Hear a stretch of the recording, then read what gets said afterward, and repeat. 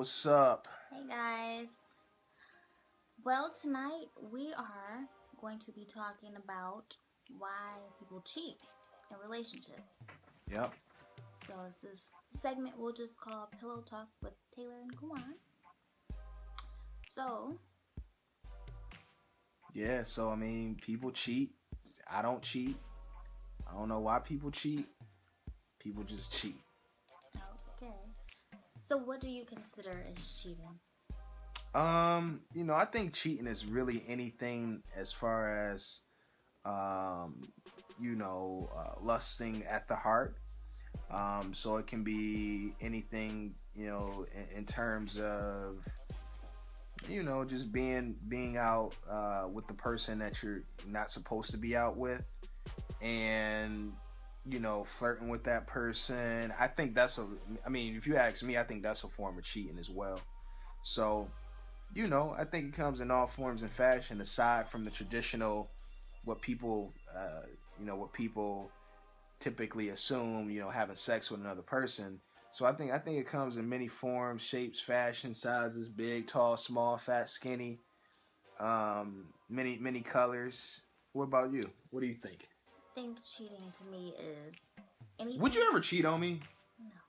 All right, I'm just trying to get that cleared up. You know what I'm saying? But go ahead. Yeah. Anyway, to me, cheating is something that you do that is being kept a secret from your partner. Anything that you don't want them to know and you're being secretive. So let's say, for example, I called a girl that like I just called a girl, but she wasn't like nobody special, but I didn't tell you about it. About me just calling a girl. What are you calling her for? Like, let's say I just called her like, hey, good to see you the other day. That type of thing. Is that? You better not be calling nobody. First off, I'm not crazy, but I prefer you not to be talking to no whole bunch of females. Right. The moral, I think the moral of the story is men and women just don't cheat, because cheating turns into a lot of other different things. So, especially if you're in a family with somebody, cheating is going to do a lot of different things. It's going to tear apart that family. Your kids are going to grow up and they're not going to have the type of support that I think any children should have, which is, two parents in the household. So cheating can do things like that, break up a family. Cheating can cause extreme, detrimental, emotional damage to a person, the other partner that was cheated on.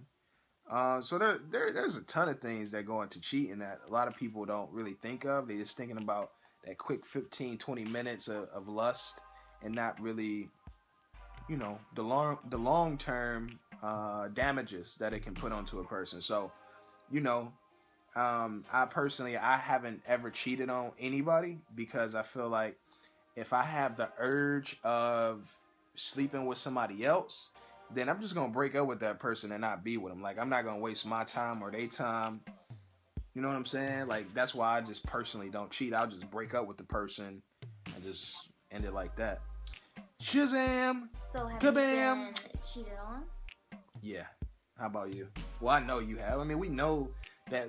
We just sharing this with y'all. Like, I know she's been cheated on. She know I've been cheated on. No secrets. I mean, that's just what it is. But we sharing our life with y'all. Like, we giving y'all insight from our life. The personal. The personal.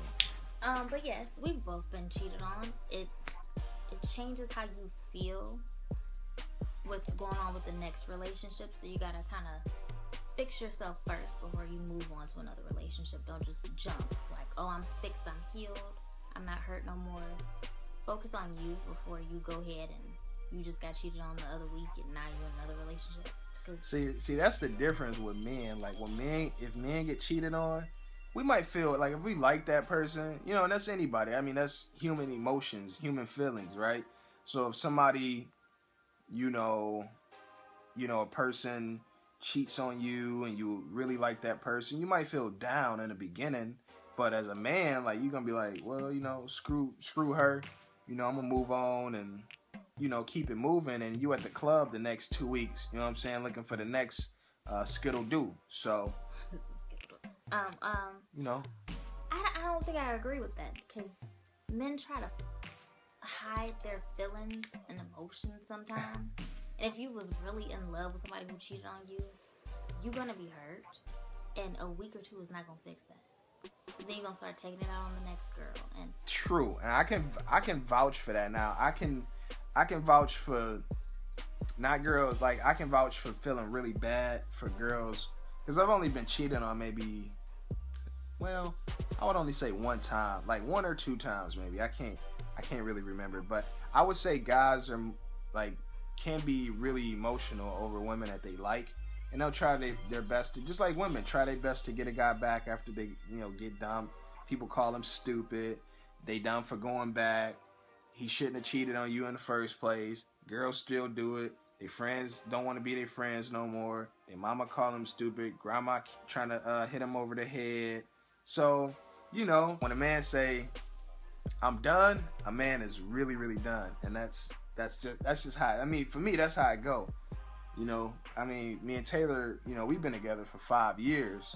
So I don't think any of that type of stuff is going to happen with us. But, I've experienced it before. Taylor's experienced it before. It's not fun. Anybody who's been cheated on, know it's not fun. Know it's not a good feeling. Know that, nobody should have to go through that. That's why I say, if you, want to go, a different route, just break up with the person. It's just that simple. Just break up with them, end all ties, and then go do your thing. It's simple. So what do you Don't think? make it harder than really what it is. What do you think would trigger a man to cheat on a woman? It could be a variety of things. I think, probably for maybe 75% of men, the reason why they cheat is because men like variety. So a man is not going to necessarily cheat because a woman does something bad to him. A man is going to cheat because that's somewhat in a man's nature. And men just like that variety, like to, change it up a little bit every now and then. But for that other 25%, I think it's serious reasons. So, a woman's not really upholding to true woman standards. She doesn't have a job. She's not looking for a job. She's not in school. She's not taking care of the kids. She's not doing woman things. And I think men cheat because of those reasons too. So, it's so many you can throw and stick on the wall like spaghetti noodles. But we're not gonna get into the details. But we're gonna just let a couple surface and let everybody else leave their comments and figure everything else out. You know what I'm saying? But what do you think? What do you think as far as like why do women cheat?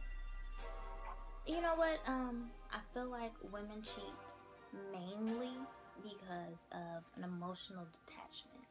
Like, you could be in a relationship and you're so in love one moment, then the next minute he just acts like you're invisible, basically. And if that goes on for so long and you're just, oh hey baby, and just all into them, and they just kind of like whatever, then you're gonna pull away, and there's always gonna be somebody else waiting for you to mess up. So have you ever been in a situation like that? No. That was kind of like a, yeah, but I don't want to tell you. No, not with you. You just said no though to the situation. No, I've never really been in that. But now situation. you said, but not with me. Make up your mind. Make up your mind. No, I've never had somebody, first off, not pay attention to me. These hoes ain't loyal. It's like, I've never had nobody like not pay attention to me and push me away. Like, you have your moments where you want to be alone. Everybody does. Yeah, Everybody. Me too, but to the extreme, that's never really happened. Yeah, to the extreme, like, get away from me. Yeah, you want the D. No. So yeah, no, that's never happened. But like I said, there's always gonna be somebody waiting for you to mess up. And if that woman is okay, what guy does a woman know or even be around that's just waiting like, oh my God? There's social media people that be all on your page lurking, and I'm just saying, there's always gonna be some random guy who's like, okay, they mad now, they broke up. So I'm just saying, it's always going to be another person trying to wait for you. Ain't nobody waiting for me. So I don't know what you talking girls, about. Females. It's waiting in the wings. I have no. I know it's girls. Wait, crazy. I'm not crazy. That's what I need to clear up. I'm not crazy. I am a detective. I am a spy, and I know everything. So, oh my god, I know there's people waiting in the wings, but they just gonna be waiting in the wings. They're just gonna be waiting because it ain't happening. Nobody's waiting, all right. Anyway, everything's culture. Yes, when they don't feel that emotional connection, I feel like. So do you think it's other reasons that kind of fall neck and neck with women cheating too? Besides the emotional part? Sometimes women are just kind of loose cannonballs. Loosey goosey. Loosey. Just like a man could be. I mean, that's men. That's 75% of men. Loosey goosies. Most men, yes. Yeah. But I don't think women are just like. I hope a lot of women aren't like that. The women I'm around aren't like that, but. Yeah, some of them just be like, okay, well, I want to give him a try.